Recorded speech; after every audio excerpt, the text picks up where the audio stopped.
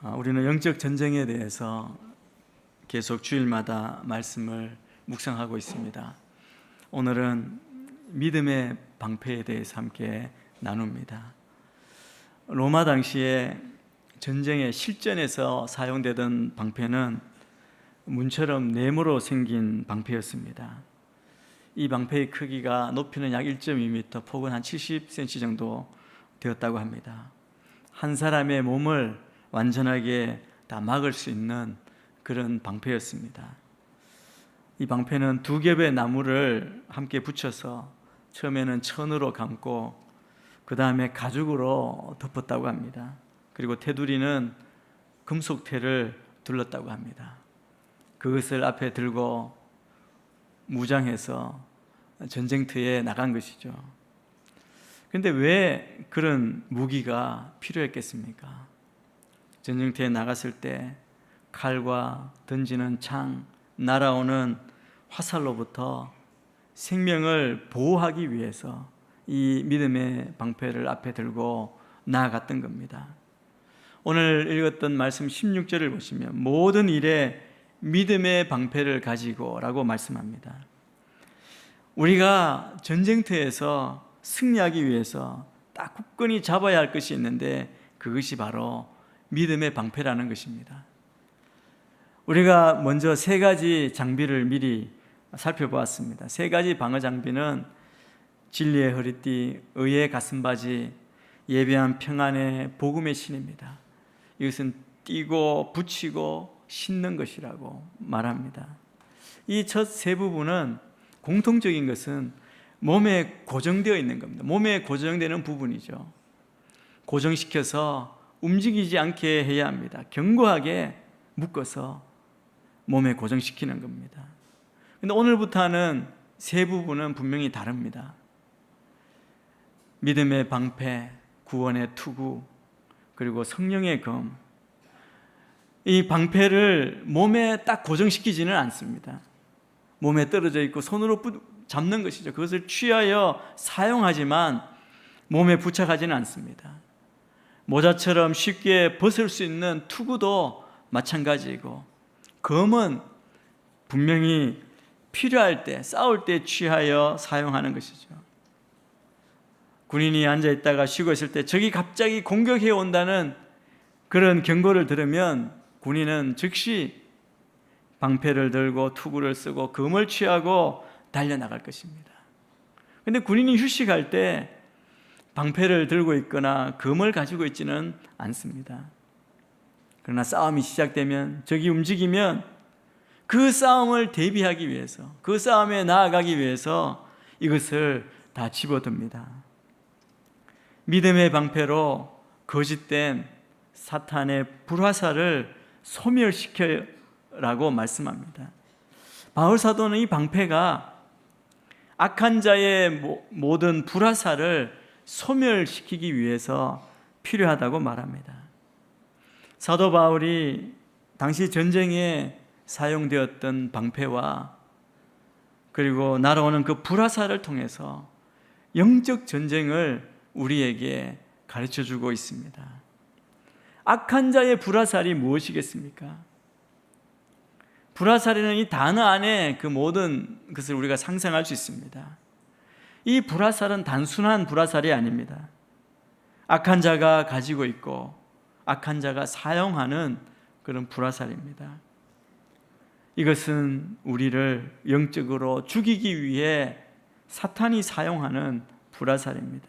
또 우리 그리스도인들이 복된 삶을 살지 못하도록 하기 위해서 사탄이 공격하는 불화살을 말합니다.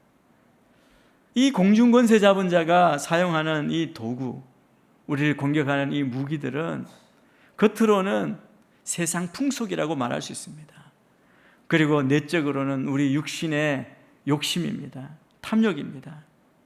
사탄은 우리를 공격해서 우리가 세상의 그 풍속을 따르게 합니다. 우리 속에서 올라오는 육체의 욕심을 따르도록 하는 것입니다. 그렇게 하는 방법이 두 가지가 있죠. 유혹과 핍박입니다. 때로는 광명의 천사로 나타나 우리를 유혹하기도 하고, 때로는 우는 사자처럼 나타나서 우리를 협박하고 우리를 핍박합니다. 이 불화살이 우리 마음에 떨어지면 회의가 생깁니다. 의심이 드는 것이죠. 우리가 가진 기쁨을 다 잃어버립니다. 낙심합니다. 절망합니다. 삶의 의욕을 다 상실합니다. 이 사탄은 우리 믿음의 사람들의 삶을 행복하지 못하게 하는 불화살, 이것을 오늘날도 계속 쏘고 있습니다. 사탄은 우리 믿는 자들을 날마다 이런 화살로 공격합니다. 여러분 전쟁 영화 보신 적 있나요? 제가 옛날에 중국 영화를 한번 봤는데 인구가 많잖아요. 화살 든 사람도 많아서 한번 쏘면 화살이 빛처럼 쏟아지는 걸 봤습니다. 마치 사탄이 우리를 공격할 때 이 불화살을 그렇게 쏘고 공격한다는 겁니다.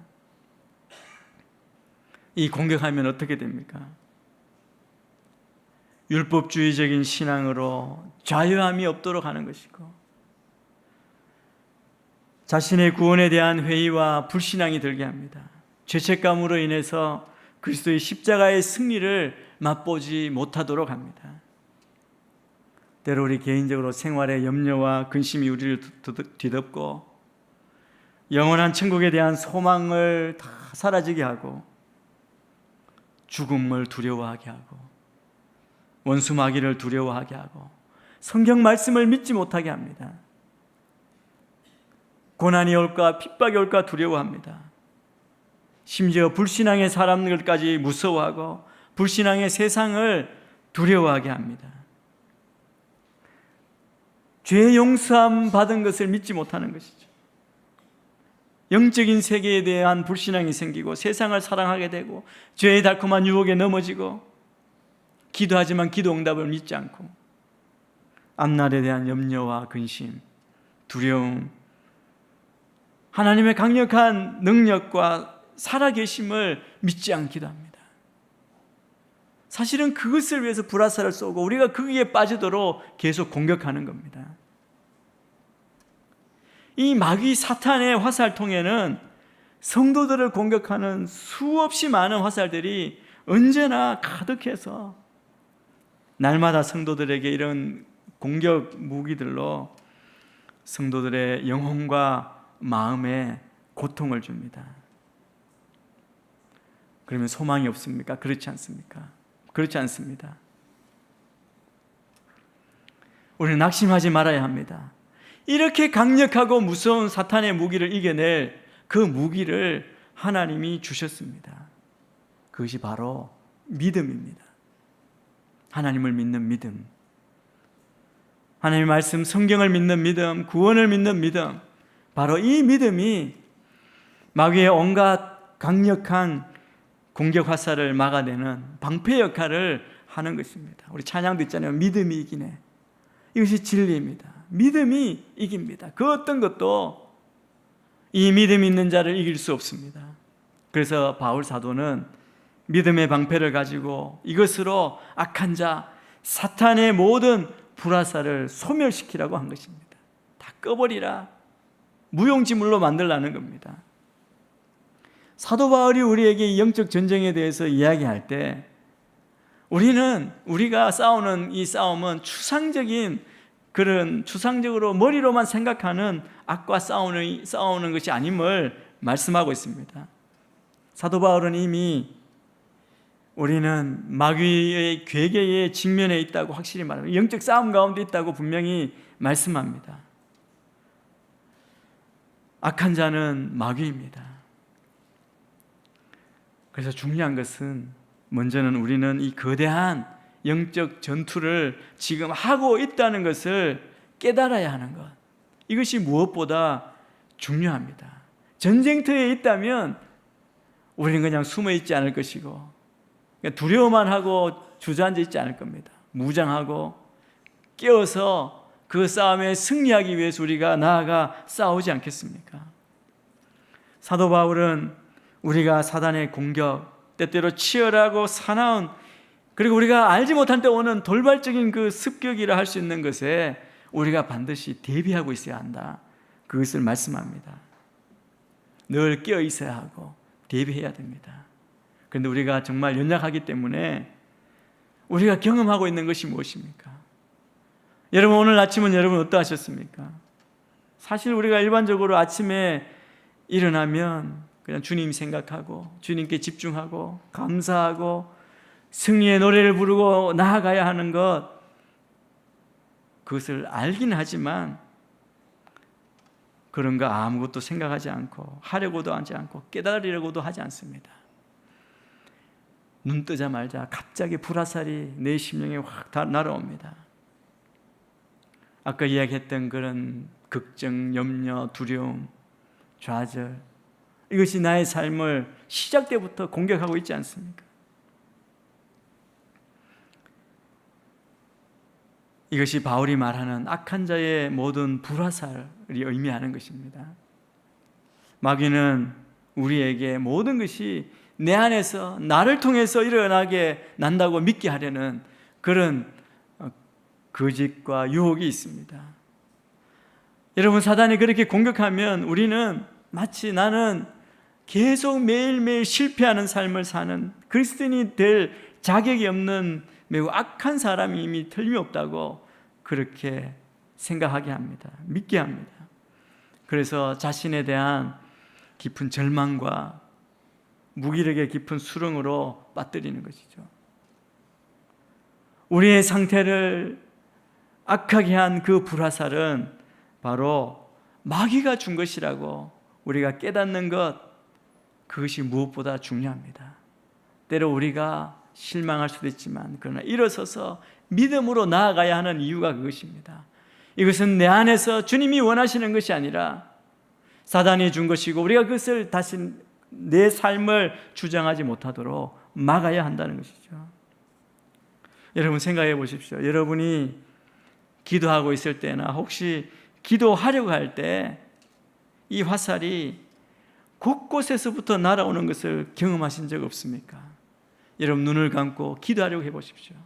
온갖 화살이 내 머릿속을 지나갑니다. 이 생각 저 생각 온 잡념이 다 떠오르지 않습니까? 여러분이 하나님에게만 집중하려고 할 때, 경배하고 기도하고 예배 드리는 데만 집중하려고 할 때 여러분 마음이 흩어지는 거예요. 산란한 마음, 그리고 어떤 경우는 악한 생각들로 잡념으로 가득 찰 것입니다. 이 생각이 어디서부터 오는 것입니까? 여러분이 말씀을 읽을 때 이런 것을 경험한 적은 없습니까? 저는 신기하게도 같은 글을 읽는데 말씀 읽을 때랑 신문 읽을 때는 천지 차이입니다. 신문 읽을 때는 한 번도 존 적이 없습니다. 그냥 집중해서 읽는 거죠.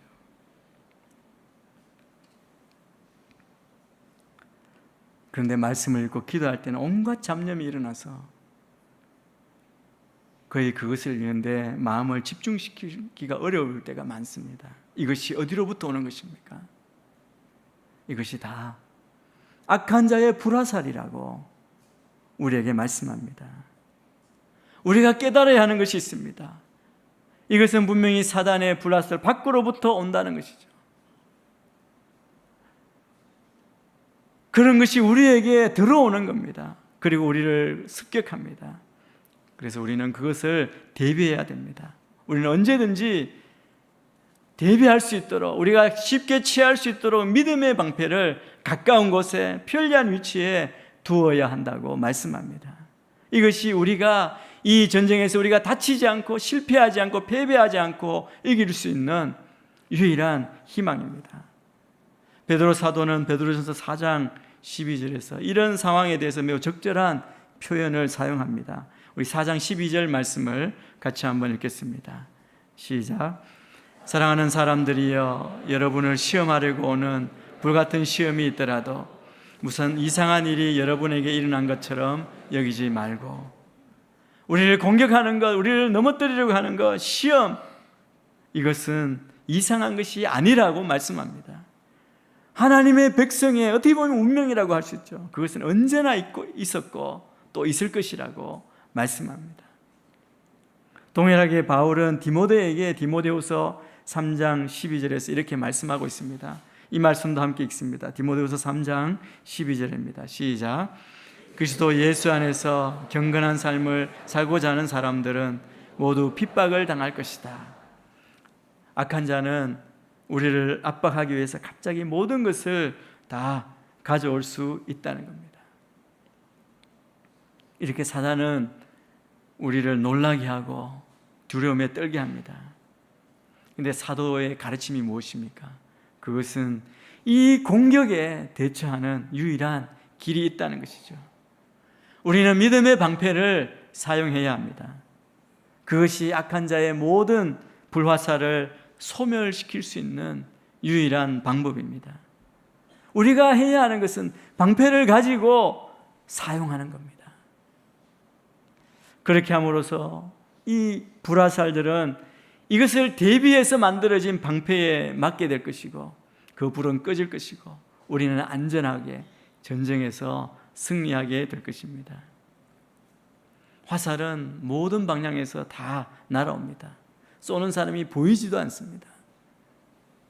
그것을 우리는 깨워서 믿음의 방패로 대비해야 합니다. 이 불화살을 다 소멸시킴으로 우리 자신이 구원을 받게 되는 것이죠.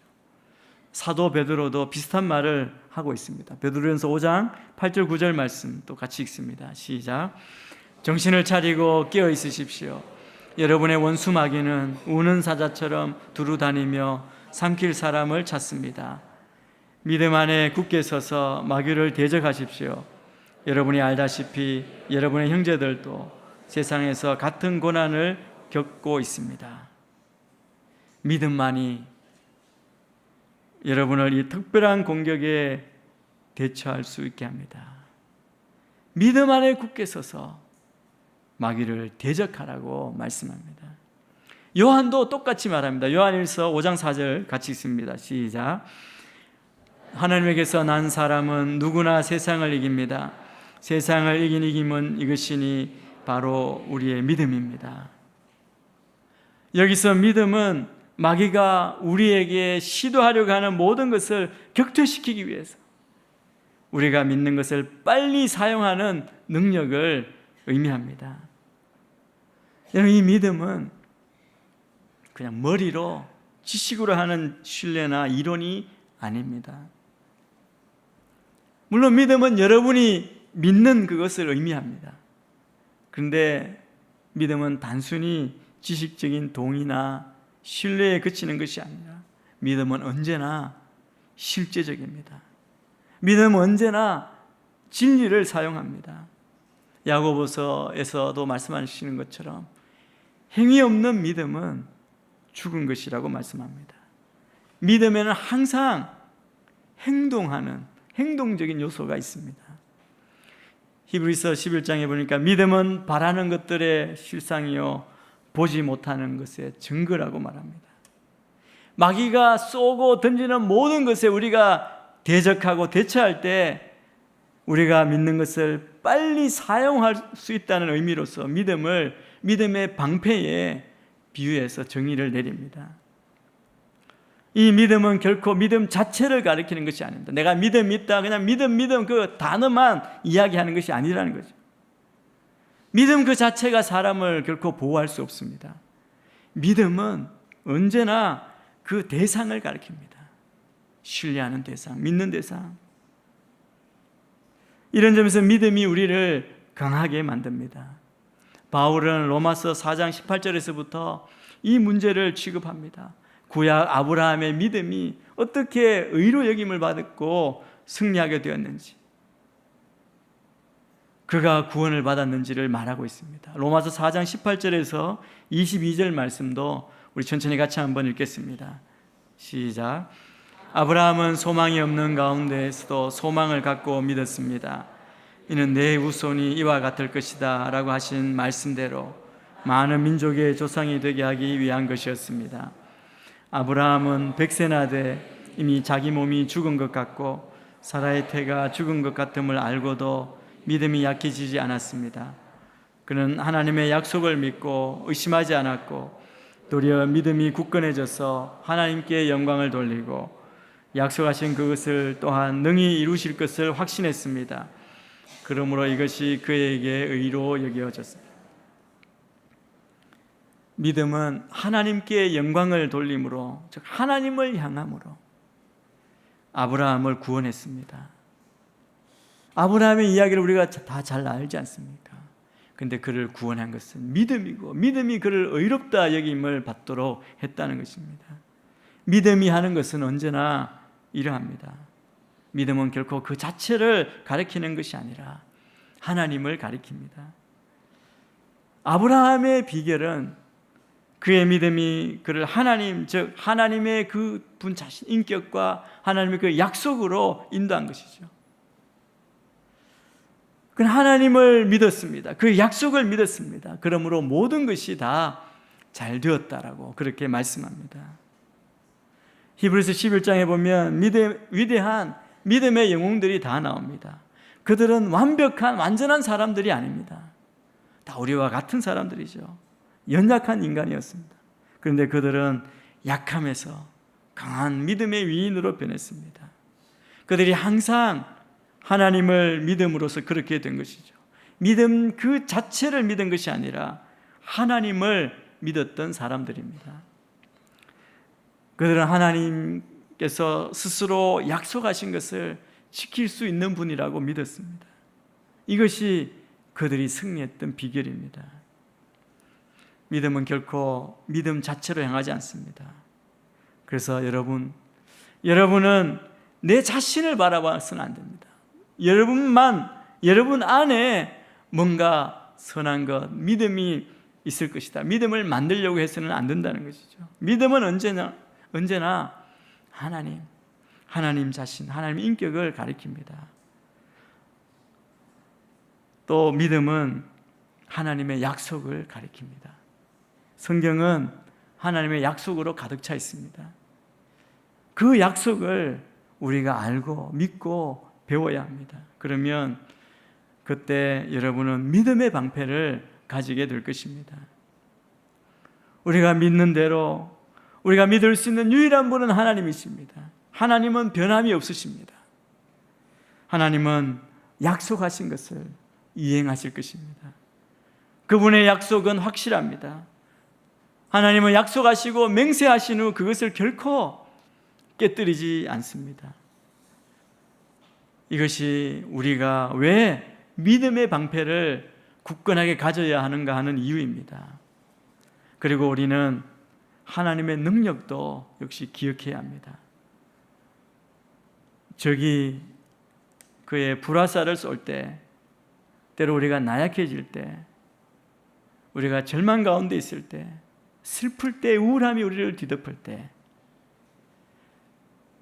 불화살이 여러분을 치게 되어 분명히 패배할 것이다, 나는 질 수밖에 없다고 믿게 될 때, 그때 여러분 우리가 깨어서 믿음의 방패를 취해서 사용하시게 되기를 바랍니다. 믿음의 방패는 여러분을 바로 하나님의 능력으로 향하게 합니다. 그래서 다윗은 그의 시편에 보면 여러 하나님을 부를 때 하나님에 대한 호칭이 많이 있지 않습니까? 그는 우리에게 여호와는 우리의 해요 방패시요 산성이시요 피난처시요 우리의 성벽이시라고 말씀합니다. 여러분이 그렇게 우리의 방패 대신 하나님 뒤에, 그 능력 뒤에 숨는 순간 악한 자의 모든 불화살은 소멸되어 그들이 여러분을 해칠 수 없습니다. 하나님의 능력은 영원하며 끝이 없다는 것을 기억하십시오.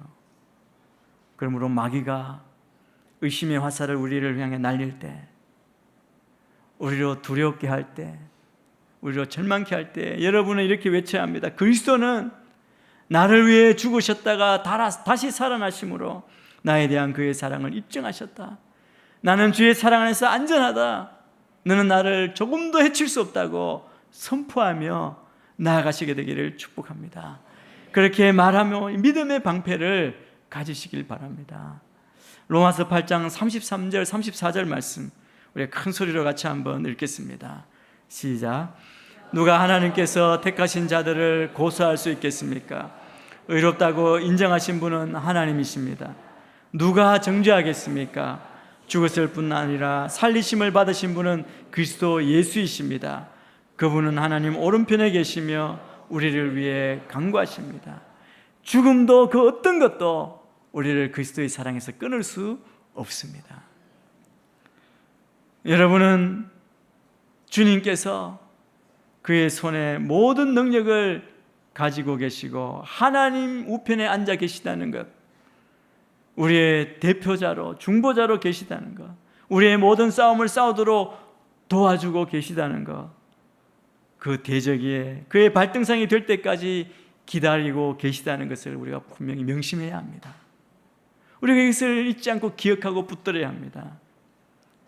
또 우리 주님은 우리가 시험을 받을 때 주님은 능히 우리를 잘 아시고 이미 아시고 우리를 동정하실 수 있는 분이라는 사실을 기억하셔야 합니다. 이 말씀이 히브리서 4장 15절 16절에 있습니다. 우리 같이 한번 읽겠습니다. 시작.